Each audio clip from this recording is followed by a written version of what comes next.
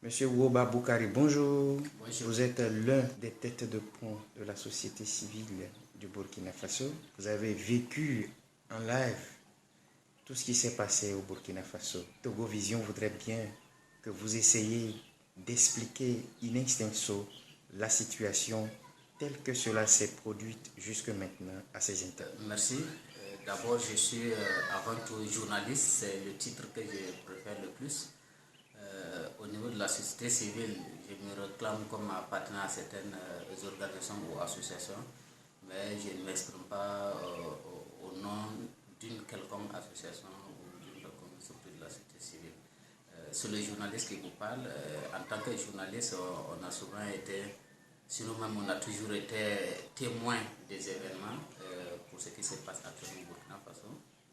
Chose qui n'a pas commencé aujourd'hui d'ailleurs. C'est vrai que depuis le 16 septembre, nous vivons une situation de coup d'État ou de tentative de coup d'État qui a été enclenchée par le général Gilbert Diendéré, celui-là même qui a été pendant de longues années le chef d'état-major particulier du président Blaise Compaoré, qui a été chassé lors de l'insurrection populaire des 30 et 31 octobre. Alors Gilbert Diendéré, qui, vous savez bien, depuis le départ de Blaise Compaoré, n'a jamais quitté le pays et n'a jamais été non plus inquiété. Bien qu'il n'a plus de fonction officielle parce qu'il n'est plus le chef d'état-major particulier de la présidence du Faso, bien qu'il avait été affecté du camp de Navakom où se trouve le RSP pour être désormais au camp Guillaume Ouedraogo, il se trouve que Gilbert Diendéré est toujours le véritable patron du RSP qui est le régiment de sécurité présidentielle. Comment se fait-il que, n'ayant plus de statut, il a été gardé comme responsable de cette unité? Il n'a pas été gardé, il est tout simplement le patron de cette unité militaire-là de fait. Sinon, il a été affecté, il a été appelé à quitter même le camp Navakom ou surtout le RSP pour rejoindre un autre camp qui est le camp Guillaume Ouedraogo. C'est tout simplement que les militaires du RSP, à la limite, sont tous redevables à Diendéré parce qu'il est à la base de la création de cette unité militaire-là. Donc aujourd'hui, qu'on place qui que ce soit à la tête du RSP, même ceux qui l'ont succédé, les autres chefs, chefs de corps, chefs d'état-major particulier de la présidence du Faso, tous ceux-là sont arrivés pratiquement au RSP du fait de Gilbert Diendéré. Donc il va être difficile qu'on place un homme à la tête du RSP et que Gilbert Diendéré n'ait pas son mot à dire, n'ait plus sa main dessus. Vous savez très bien, lorsque le débat s'était posé concernant le lieutenant-colonel Yacouba Isaac Zida, qui avait pris le pouvoir au lendemain de l'insurrection populaire et qui aujourd'hui est toujours quand même le premier ministre du gouvernement de transition, vous savez, on ne manquait pas de dire que Yacouba Isaac Zida est avant tout un petit de Gilbert Diendéré. Donc autant cela est valable pour Yacouba Isaac Zida, autant cela est valable pour tous les autres chefs militaires du RSP. Donc c'est pour cela qu'aujourd'hui, Diendéré reste toujours le véritable patron du RSP. Et le 16 septembre, donc lui-même comme il le disait, ils ont décidé de prendre leurs responsabilités et c'est comme ça qu'ils ont perpétré ce coup d'État-là qui avait commencé comme une sorte de rumeur, de prise d'otage du président de la transition Michel Kafando, du Premier ministre et de quelques membres du gouvernement. Mais au fil des heures, cela s'est passé autour de 14h30, 15h. Au fil des heures, on s'est vite rendu compte qu'il ne s'agit pas d'une simple séquestration, d'une prise d'otage, mais qu'il s'agissait bel et bien d'un coup d'État. Je vous dis, au moment où les faits se sont produits, nous étions réunis dans le cadre d'un festival international, le FILEP, Festival international de la liberté d'expression et de presse, qui venait de s'ouvrir le 16 même à Ouagadougou et qui avait réuni des participants de 34 pays africains, plus le Burkina, donc 35 pays, des journalistes, des défenseurs de la liberté d'expression et de presse, étaient réunis pour réfléchir sur le rôle des médias dans les changements politiques. Donc ce coup d'État-là est venu mettre fin automatiquement aux travaux du FILEP et tout de suite on s'est lancé dans l'actualité brûlante qui était de savoir exactement ce qui se passe. À partir de 17h30, 18h30, les événements sont devenus beaucoup plus sérieux parce qu'il y a eu rapidement un regroupement de la population presque de façon spontanée, regroupement qui s'est fait au niveau de la place de la Nation, rebaptisé en tout cas par les populations depuis les 30 et 31 octobre comme étant la place de la Révolution. Donc cette place retrouve son appellation qui date de la période révolutionnaire. Quand les gens se sont retrouvés là-bas, bon, ils se sont dit enfin qu'ils ne pouvaient pas y rester, mais qu'ils devaient se rendre à Kossiam, qui est situé à Ouagadougou. C'est quand même quelques kilomètres, entre 4-5 kilomètres du centre-ville de Ouagadougou. Donc les populations ont pris la route pour se rendre à Kossiam, même où se déroulait la prise d'otages. Pendant ce temps, il y a le président du CNT, Chérif, qui est un de nos confrères. Il fut président de la CEP, il était président de la CEP jusqu'à l'avènement de l'insurrection, jusqu'à ce qu'il devienne président donc, du CNT. Et lui, il avait convoqué la presse pour délivrer un mot, mais la situation était tellement tendue, avec beaucoup de risques, il n'a même pas pu se présenter à la presse. Finalement, ça a été une déclaration écrite qui avait été remise aux journalistes et les députés même avaient donné rendez-vous aux journalistes à l'échangeur de Ouaga 2000, donc pas très loin de Kossiam, afin de mener aussi une action de leur part en tant que représentant du peuple. Donc les informations allaient de partout, les journalistes naturellement on s'est mis dedans. Et personnellement, je me trouvais à Ouaga 2000 lorsque les éléments du RSP ont commencé à ouvrir le feu. Il était aux environs de 18h30 quand il y a eu les premiers tirs. Et puis naturellement les gens ont pris la fuite, mais bon, plutôt ont replié parce que toute la nuit il y a eu quand même une sorte de résistance et le RSP a tiré toute la nuit, durant toute la nuit du 16 au 17 septembre. Et le lendemain, les populations se sont davantage organisées dans les quartiers avec les barrages, avec l'allumage des pneus, puis le blocage de certaines artères, en tout cas les grands axes de la ville, rendant ainsi Ouagadougou une ville morte. Voilà. Et vous avez certainement suivi la répression qui s'est abattue sur la population. Aujourd'hui, on parle de moins 15 morts. Il y a des chiffres de 17 morts. On sait que les blessés se comptent à des centaines. Disons qu'on n'a pas fini de faire le bilan de cette tentative de coup d'État. Oui, mais Ouaba, comment se fait-il que depuis le départ forcé de Compaoré et la prise de fonction des nouvelles autorités, on n'a pas pu mettre la main sur ce régiment-là dont les premiers responsables ont essayé de renverser le gouvernement en place? Comment se fait-il? Est-ce que ce régiment-là a plus de force que l'armée du Burkina Faso? Parlez-nous un peu de ça. Vous posez la question que tous les Burkinabés se posent. D'abord, pour parler un peu du régiment de sécurité présidentielle, le RSP, ce n'est pas aujourd'hui et ce n'est même pas avec l'insurrection populaire que la revendication sur le démantèlement du régiment de sécurité présidentielle a commencé. C'est une revendication de longue date qui date au moins depuis 1999, c'est-à-dire au lendemain de l'assassinat de notre confrère, le journaliste Norbert Zongo, qui a été assassiné un 13 décembre 1998. Et selon le rapport de la commission d'enquête indépendante qui avait été mise à l'époque par le président Blaise Compaoré lui-même, cette commission-là avait révélé que ceux qui ont assassiné Norbert Zongo étaient bel et bien membres du régiment de sécurité présidentielle. Il y avait eu 6 suspects sérieux et eux tous, ils étaient membres de la garde présidentielle. Donc, depuis lors, le rapport, même, du moins le collège des sages, avait recommandé fortement la dissolution du régiment de sécurité présidentielle. Et vous imaginez que les syndicats, les organisations de la société civile, les défenseurs des droits de l'homme se sont saisis de ce rapport-là pour demander effectivement que le chef de l'État procède à la dissolution du RSP.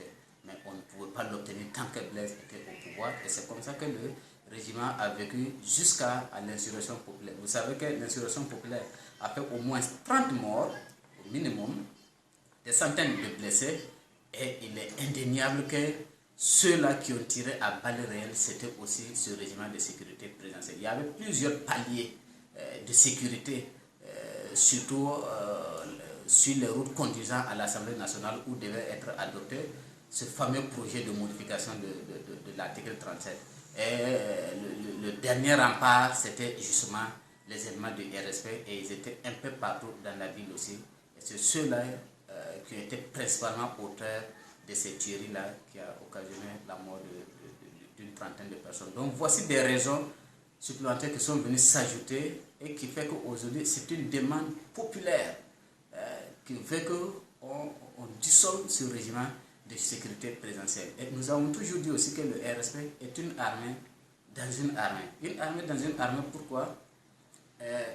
Ils ont un chef d'état-major particulier, ils ont un chef de corps, ils se réclament quand cela leur plaît, ils se revendiquent d'être rattachés à l'état-major de l'armée de terre, et qui lui-même est rattaché au chef d'état-major général des armées. Et pourtant, contrairement au principe reconnu à l'armée, qui est que c'est une grande muette, le RSP, c'est cette unité militaire-là qui s'exprime quand elle veut. Lorsque des gens demandaient la dissolution du RSP, le RSP a une page Facebook où il publie des informations comme il veut, où il communique avec les citoyens.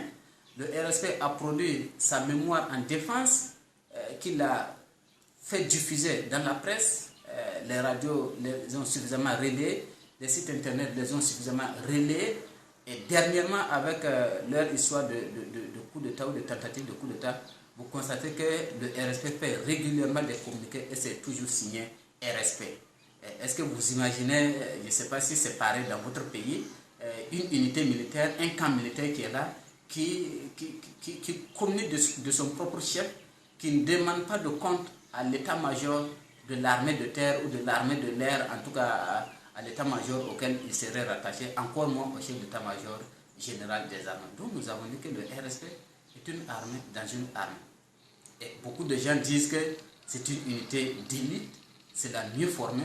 C'est là où je voudrais quand même relativiser. Il n'y a pas de doute que le RSP est une unité bien formée. Il n'y a pas de doute que le RSP est une unité qui possède une puissance de feu. Ça, on n'en doute pas parce qu'avant tout, c'était pour garantir d'abord la sécurité de Blaise. Et Blaise ne va pas lésiner avec des moyens pour sa propre sécurité. Donc, moi, je suis persuadé qu'ils ont effectivement un arsenal de guerre assez puissant. Mais je n'irai pas jusqu'à dire qu'ils sont les mieux formés de nos militaires. Au Burkina, je ne connais pas des instructeurs militaires. Je ne connais pas un centre de formation militaire qui soit là pour former uniquement des éléments du régiment de sécurité présidentielle. Il n'y en a pas. Lorsqu'on recrute les militaires, on les recrute, on les forme, et c'est à l'issue de la formation qu'il y a des éléments qui sont désignés pour être affectés au régiment de sécurité présidentielle. On peut imaginer que dans ces affectations-là, ceux qui choisissent les éléments choisissent les meilleurs, mais ça ne garantit pas toujours qu'en tant qu'unité, c'est l'unité la mieux formée. Et le RSP n'est pas la seule unité d'élite au Burkina. Il y a le RPC, le régiment paracommando, qui est basé à Didougou. Cette unité est encore plus ancienne même que le RSP. Et ce sont des commandos. Donc de ce point de vue-là, vous imaginez que le RSP, qui ne compte qu'environ 1300 hommes, puisse faire face à toute l'armée burkinabé réunie. Dans leur proclamation de prise de pouvoir, ils avaient dit qu'ils avaient toutes les composantes de l'armée avec eux. Et pourtant, la réalité a prouvé que c'est le contraire. Lorsque les autres garnisons militaires, les autres régions militaires ont fait mouvement sur Ouagadougou, je pense que l'opinion nationale et internationale a compris que le RSP était seul dans son coup. Et quelque part, ça conduit le RSP justement à reculer quand même de quelque part et à faire des concessions. Deux raisons motivent les responsables du RSP à perpétrer ce putsch manqué de la dernière fois. Ils ont parlé de la dissolution de ce corps et puis de l'exclusion de certaines autorités de l'ancien président Blaise Compaoré. Qu'est-ce que vous répondez à cela? Sur la question de la dissolution du RSP, c'est sur ça d'ailleurs j'étais. Il faut dire que par principe, nous avons maintenu la demande pressante de dissolution du RSP. Et par contre, les gens ne tenaient pas forcément coûte que coûte à ce que le RSP soit dissous sous la transition, quand bien même ils le revendiquaient. Mais c'est le RSP même qui a posé des actes qui ont conduit les gens aujourd'hui à ne plus avoir autre choix que de demander sa dissolution immédiate. Je tiens à rappeler que ce qui s'est passé le 16 septembre, ce n'était pas une première. C'était la 4e fois que le RSP prenait en otage le Conseil des ministres. Cela s'est passé le 30 décembre, cela s'est passé en février, cela s'est passé le 28 juin et la dernière fois c'était le 16 septembre qu'ils ont encore pris en otage le Conseil des ministres pour enfin dire que cette fois-ci, ils avaient décidé de franchir le pas et que c'était un coup d'État officiel. Donc moi, j'ai toujours considéré d'ailleurs que toutes les 4 fois, chaque fois que le RSP avait pris en otage le Conseil des ministres, c'était un coup d'État. Oui, mais parce que le coup d'État, c'est le fait pour des militaires de prendre en otage les institutions, d'empêcher des autorités de la République d'exercer leurs fonctions. C'est ça. Sauf que cette fois-ci, effectivement, ils nous l'ont dit clairement qu'il s'agissait d'un coup d'État. N'y a-t-il pas eu de complicité de la part de certains membres du gouvernement même avec ceux de ce régiment? Je n'en ai pas les preuves, mais nous avons tous constaté que le gouvernement, lors de son tout premier conseil des ministres, après leur enlèvement, a procédé au limogeage du ministre délégué à la sécurité. Les raisons? Les raisons n'ont pas été officiellement avancées, mais d'après ce que nous apprenons, ce monsieur-là serait de complicité avec les putschistes. Et on peut aussi appuyer effectivement cette raison-là, parce que le monsieur en question n'était pas au gouvernement depuis la mise en place du gouvernement de transition.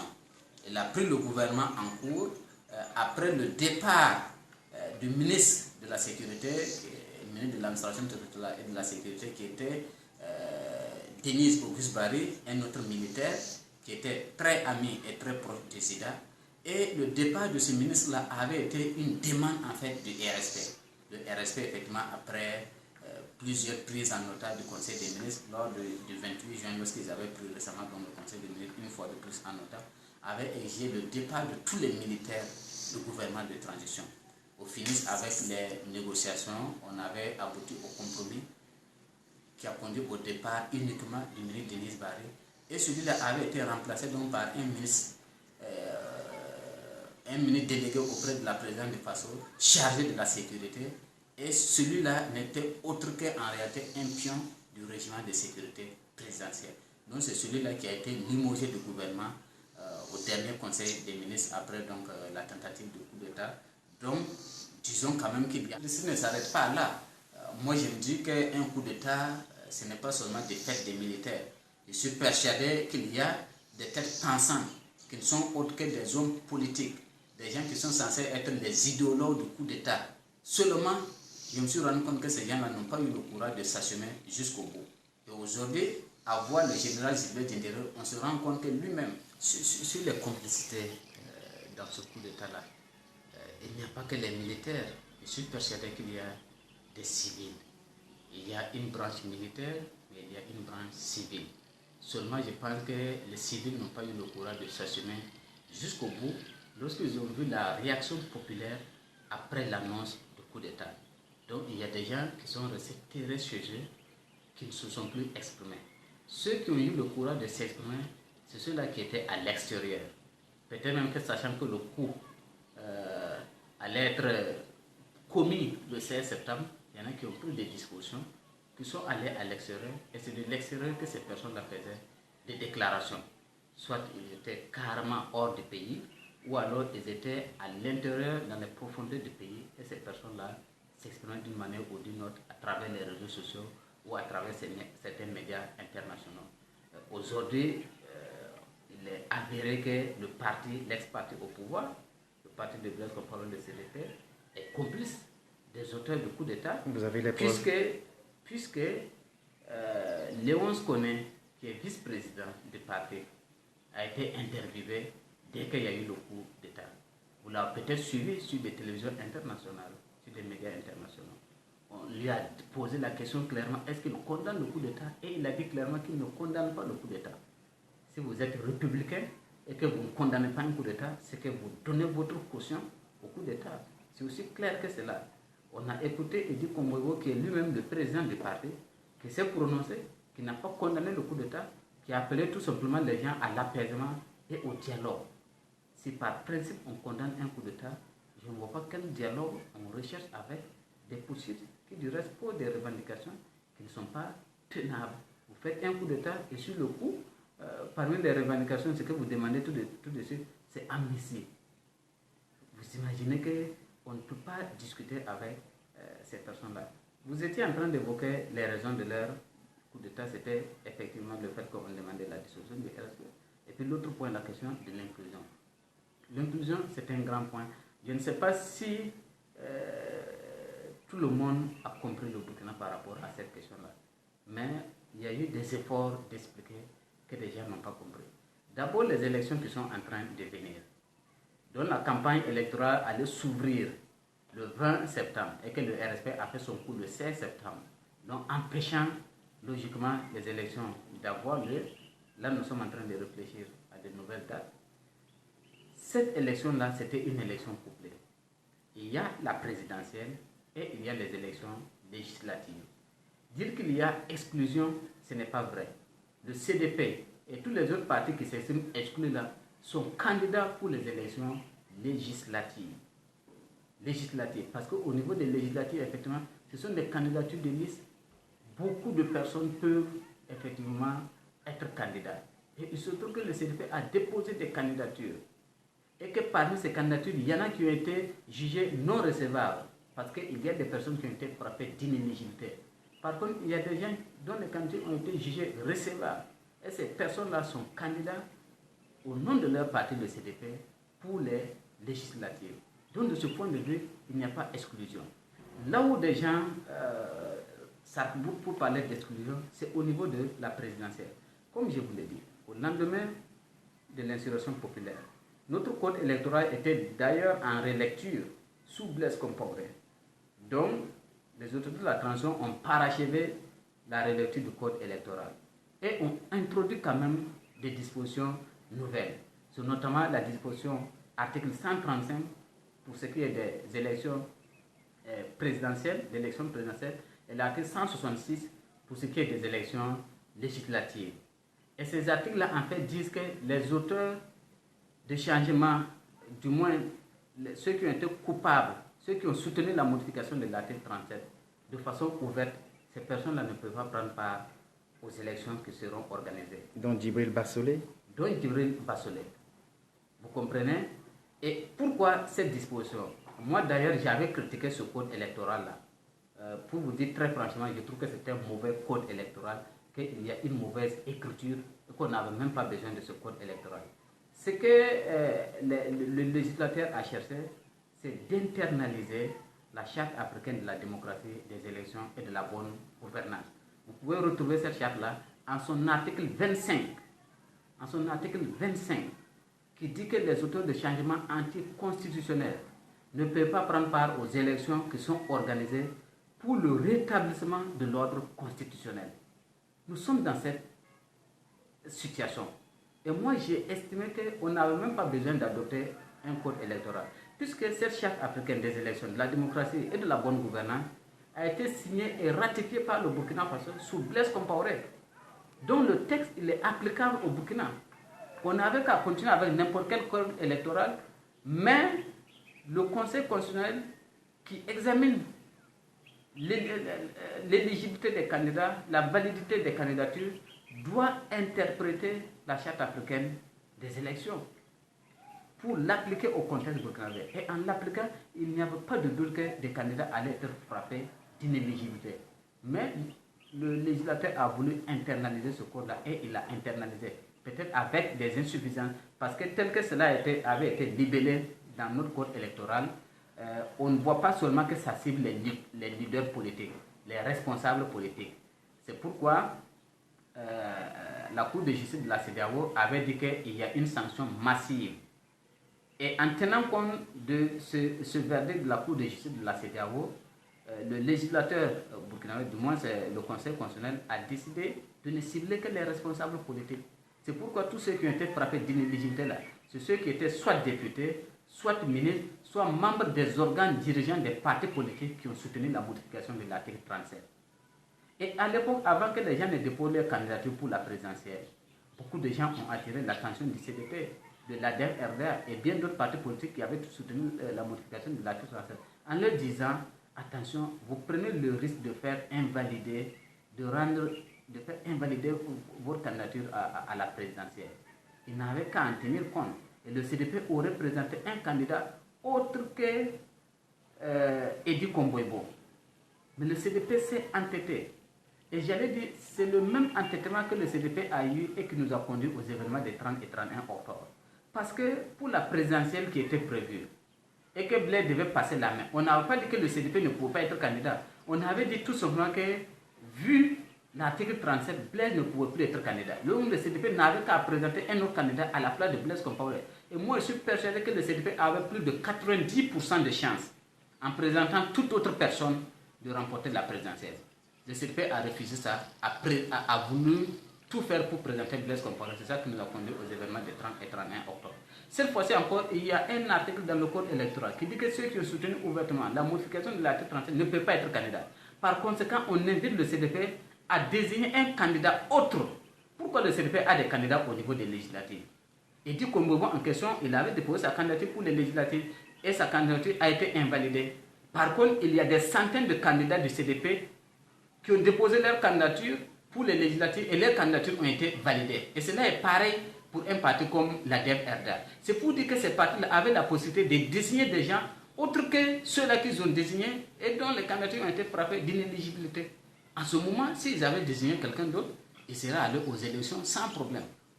Ils se sont entêtés, le Conseil constitutionnel a rendu son verdict et le Conseil constitutionnel, je ne sais pas si c'est comme ça dans tous les pays, mais chez nous, les décisions du Conseil constitutionnel, c'est clair, ne sont susceptibles d'aucun recours. Le Conseil peut avoir tort ou pas, mais on dit vous ne pouvez même pas saisir, introduire un recours. Ce n'est pas possible. Comme la Cour constitutionnelle. Exactement. Et ça, ce n'est pas les insurgés qui ont écrit ça. C'est depuis sous Blaise Compaoré que c'est ainsi écrit. Donc aujourd'hui, moi je pense que le CDP doit savoir raison garder. On a même pensé que le CDP, pour la mémoire des martyrs de l'insurrection, il y a beaucoup de personnes, d'hommes politiques aujourd'hui qui s'agitent, qui normalement pour la mémoire des martyrs là, auraient dû se calmer pour reprendre leur activité politique un peu plus tard. C'est juste une question de bon sens, c'est juste une question de décence. Mais pour ces gens-là, apparemment, la vie humaine n'a pas de sens. On marche sur les morts, on piétine la mémoire des martyrs et on veut coûte que coûte assouvir ses desseins politiques. C'est ça qui nous a conduit à la situation que nous vivons aujourd'hui. Quelle est votre réaction par rapport à la position de la CEDEAO? La CEDEAO a beaucoup plus compliqué la tâche au Burkinabé qu'elle ne l'a facilité. Pourquoi? Lorsque Macky Sall et Yahya Boni ont été dépêchés à Ouagadougou, il y a des gens qui n'avaient même pas voulu les écouter. Les leaders de la société civile, des leaders des partis politiques ont dit il faut quand même qu'on les reçoive, il faut quand même qu'on les écoute. Donc la population a patienté pour les écouter. Ils sont venus, ils n'ont pas eu un dialogue face à face avec les différents acteurs. Ils ont fait le tour des différents acteurs. Ils discutent avec X, avec Y, avec Z. On discute de certains points et la CEDEAO est partie ensuite pour sortir une liste de 13 points qu'il a qualifié de protocole d'accord. Et vous pouvez encore retrouver cette liste-là. Vous verrez que tous les points de revendication qui ont été posés par le RSP ont été acceptés. Notamment la question de l'amnistie, la question de reporter le démantèlement du RSP à plus tard, donc la question de l'inclusion et bien d'autres points. Vous voulez dire, oui, mais vous voulez dire, vous entendre que la CEDEAO a avalisé le coup en acceptant ces points de la CEDEAO a légitimé le coup d'État. C'est clair, ce n'est pas nous qui avons rédigé les textes de la CEDEAO ou de l'UA. L'UA que nous félicitons parce que l'UA quand même a eu une position assez claire et surtout assez ferme en disant que les putschistes avaient un délai pour remettre le pouvoir aux autorités de la transition, sinon ils allaient être considérés comme des terroristes. L'UA condamne par principe les coups d'État. La CEDEAO condamne et rejette par principe les coups d'État. Comment vous pouvez imaginer qu'en même temps que vous condamnez, en même temps que vous ne reconnaissez pas un coup d'État, vous dites bon, on vous condamne, mais on va quand même examiner vos revendications. Mais non, dès que le principe est faussé, on ne peut pas aller dans le fond pour examiner. C'est comme si la CEDEAO disait, vous pouvez faire un coup d'État pour porter des revendications politiques. Vous faites le coup d'État, on vous retire le pouvoir, mais les revendications que vous posez là, nous allons quand même les examiner. Mais si c'était comme ça, les militaires en Afrique vont continuer à faire le coup d'État. Nous allons, à partir du moment où le principe est faussé, le principe nous appelle à la condamnation et au rejet du coup d'État, on ne peut pas examiner les revendications qui sont portées par le RSP. Donc, à partir de ce moment-là, la question de l'inclusion, la question de l'amnistie, la question du démantèlement du RSP, la CEDEAO ne devait plus en tenir compte. Et vous avez vu que lorsqu'ils se sont retrouvés à Abuja, n'est-ce pas, ou encore pour le sommet extraordinaire des chefs d'État au chevet donc de Burkina Faso, vous avez vu que ces points-là ne sont plus revenus. Les chefs d'État de la CEDEAO se sont rendus compte qu'ils ne pouvaient pas s'ingérer jusqu'à ce point-là pour nous dire qui est-ce que nous devons faire admettre pour la présidentielle, pour nous dire que nous devons accorder une amnistie. Vous savez ce que c'est que l'amnistie? L'amnistie procède d'un long processus.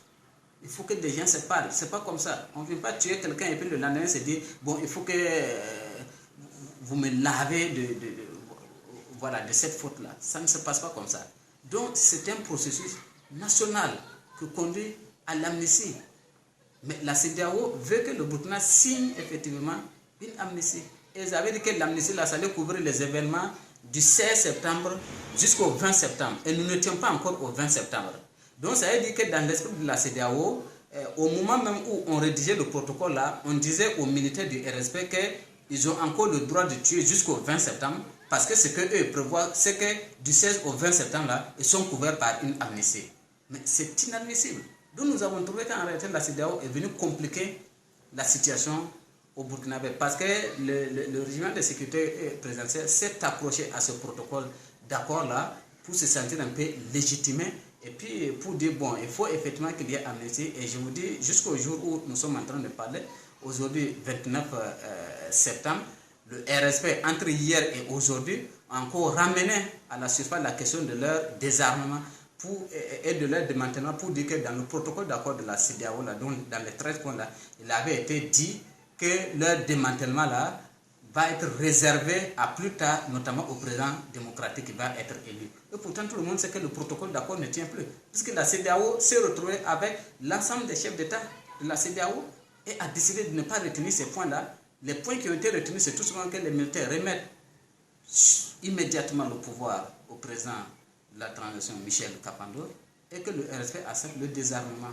Mais aujourd'hui, le RSP est en train de résister même par rapport au désarmement. Ouaba, vous ne craignez pas que le RSP peut récidiver en refusant son désarmement? C'est ce qu'ils sont en train de faire, parce que le désarmement connaît des blocus. Dans la nuit, le 25 septembre, on avait déjà, les autorités militaires avaient déjà répertorié en quelque sorte l'armement du RSP, et à partir du 26, ils avaient commencé, la nuit du 25 au 26, ils avaient commencé le désarmement. Voilà. Les armes devaient quitter le camp Navakoum pour aller dans d'autres garnisons. Mais à chaque fois, il y a eu des blocus. À chaque fois, il y a eu des blocus. Et depuis hier, c'est complètement arrêté, parce qu'ils ont même pris en otage des militaires qui étaient venus pour procéder à ce désarmement. Ils les ont pris en otage. C'est pour dire que le RSP même n'est pas dans un esprit de dialogue. C'est pour dire aussi qu'on ne peut pas faire confiance à quelqu'un comme Gilbert Diendéré. Tant qu'il est libre, il continue d'être le patron du RSP, et on a l'impression qu'il continue de les manipuler. Donc, dire qu'un énième coup est possible, moi je pense que oui, parce que moi quand je regarde la situation, je me dis le RSP a des plans. Le RSP, il faut même peut-être vous dire, tant mieux qu'ils ont fait le coup d'État le 16 septembre, et cela a permis de régler les choses un peu bien avant. Sinon, l'intention du RSP, surtout lorsqu'il demandait à ce qu'on laisse un candidat de l'ancien régime participer aux élections, chose qui n'était pas refusée, c'est juste parce que leur candidat qu'ils ont présenté a été frappé d'inéligibilité.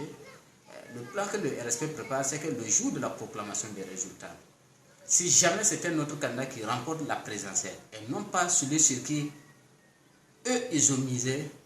Si vous vous rappelez bien ce qui s'est passé en Côte d'Ivoire entre Gbagbo et Alassane le soir de la proclamation des résultats, je pense que c'est la même chose que le RSP allait répéter ici.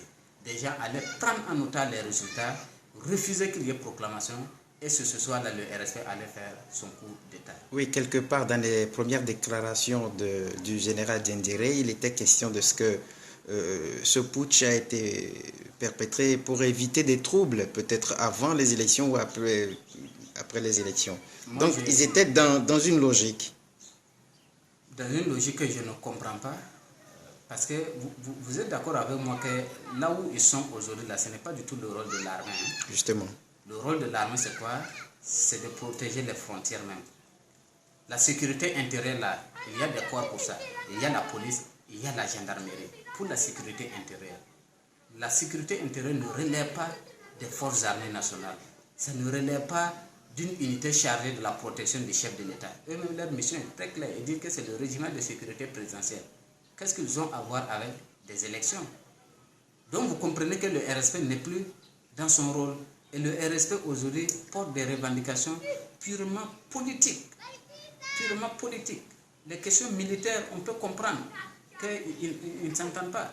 Et sur les questions militaires, il y a des points sur lesquels ils peuvent avoir raison. Lorsque le RSP rejette par exemple le nouveau texte sur le personnel militaire, les avancements, les questions des grades, moi je ne peux pas me mettre dans ce débat-là. Je me dis, c'est un texte qui les concerne, tout comme moi en tant que journaliste, récemment on a voté de nouvelles lois concernant la presse, et j'ai dit que je ne suis pas d'accord avec ces nouvelles lois, je me suis exprimé. De la même manière, moi je ne peux pas reprocher au RSP de ne pas être d'accord avec des nouveaux textes qui ont été adoptés pour régir le corps militaire. Donc moi je trouve, voici des points sur lesquels le RSP peut avoir tout à fait raison. Mais là, ce n'est pas sur ces points-là que le RSP mène ses revendications, quand bien même ils ont cité ça lors de leur proclamation de pouvoir, mais on se rend compte que ce n'est pas ce qui les intéresse le plus.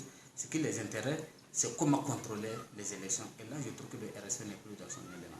Monsieur Waba, TogoVision.com veut savoir la situation réelle du Burkina Faso en ce moment même. En ce moment même, c'est une situation très tendue. Très tendue parce que les forces armées nationales qui étaient arrivées des provinces et qu'à l'issue d'un accord conclu avec la médiation de Moro Nava avaient accepté se retirer un peu de la ville. Donc ces forces armées-là étaient amassées un peu tout autour de Ouagadougou. Mais depuis hier soir jusqu'à ce matin, il y a des forces qui se sont davantage rapprochées, sinon même qui sont autour du palais présidentiel de Kosiam. Et il y a une autre ceinture militaire au niveau de la radio nationale, parce qu'à côté de la radio nationale, il y a d'abord le fait que la radio nationale est gardée par le régiment de sécurité présidentielle, mais juste à côté de la radio nationale, il y a le conseil, qui est aussi un camp militaire, qui est en réalité l'ancêtre, parce que c'est véritablement là-bas que se trouvait l'ancien RSP, on peut l'appeler ainsi, ceux-là qui étaient chargés de la garde présidentielle, avant que Kosiam ne soit contrôlé et que l'essentiel de la troupe soit déporté là-bas. Donc il y a une ceinture de sécurité, ou en tout cas de militaires, autour de la radio nationale, et il y a d'autres vers le camp Navakom, parce que selon les informations qui nous parviennent, selon les positions du chef d'état-major général des armées, c'est comme s'ils allaient procéder à un désarmement par la force. C'est une situation qui n'est souhaitée par personne, par aucun Burkinabé. J'ai personnellement applaudi lorsque, après les tractations, voilà, on a dit que les militaires ont replié et que finalement, ils ne devaient pas avoir feu. Parce que feu, ça n'arrange personne. Personne n'a intérêt même à ce que même un seul élément du RSP meure dans cette affaire-là. Ce n'est pas ça la solution. Il y a déjà eu beaucoup de morts depuis l'insurrection populaire et les gens continuent de mourir. On avait compté une trentaine de morts avec l'insurrection populaire. Avec cette tentative de coup d'État, on est à 15 ou 17 morts. Donc ça fait déjà trop. On ne veut plus que du sang burkinabé verse. On souhaite que le RSP entende raison et qu'ils acceptent effectivement le désarmement.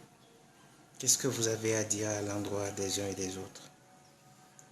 Il y a beaucoup d'appels au calme qui viennent des autorités nationales. Tout le monde appelle au calme. Aujourd'hui, c'est ce qu'il y a d'essentiel. Il faut appeler aussi à la raison. Il y a des militaires du RSP qui se sont rendus Il y a un cercle restreint, très fidèle au général Gilbert Diendéré, qui veut mener une sorte de dernier barreau d'honneur. On ne sait pas à quelle fin, et pourtant on pense que tout ça aurait pu se passer autrement.